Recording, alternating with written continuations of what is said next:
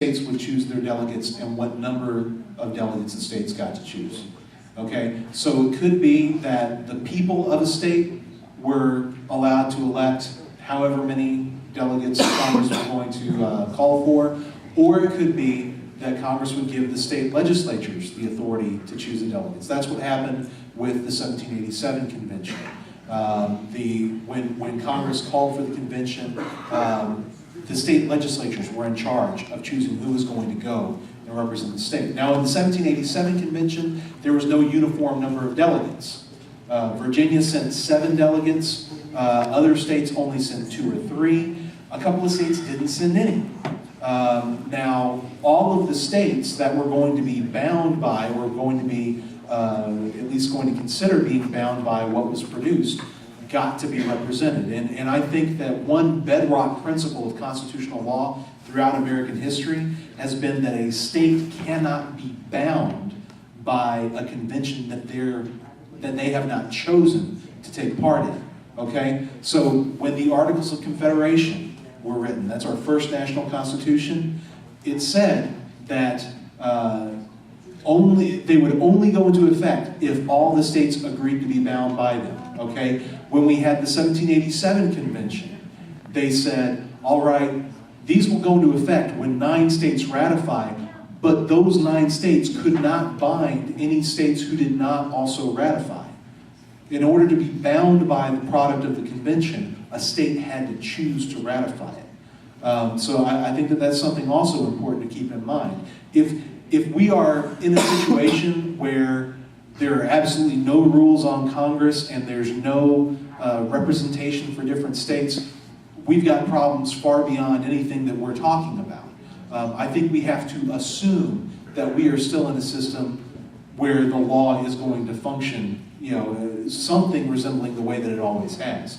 So I don't think that we need to be concerned about states being cut out of a convention or being completely denied a voice. I think that every state will be represented one way or another, even though we don't know exactly how it will look right now. Okay. Immigration laws. Nobody enforces. When the Congress set up the ratifying conventions in the states, and the dry state of Utah and its legislature that was opposed to the 21st Amendment, their ratifying convention went along with it. Do you feel that would be an example of the state being represented in that ratification process? I think in your defense, Dave, that'd be very much like your electoral college. We vote for the people who will be a member of our electoral college. We put faith in them, they're going to represent the state. And if they're not faithful to the state, don't ever expect them to ever be elected anything again. Well, and I'll provide a counter example. The point that he raised was Utah was a dry state at the time, and the convention that ended up being assembled to ratify this amendment bucked the trend for the state. I don't think that you can assume that the legislature of the state is going to be representative of the people's decision or of their interests on any particular issue. So, for example, Missouri. In 1860, Missouri elected a heavily Southern-leaning legislature and a Southern sympathizing governor. Okay? They called a convention specifically for the purpose of the question of, will the state secede? All right? Now, the same people who just elected a heavily pro-Southern legislature and executive sent 90% to this convention saying, we will not secede from the Union. Okay?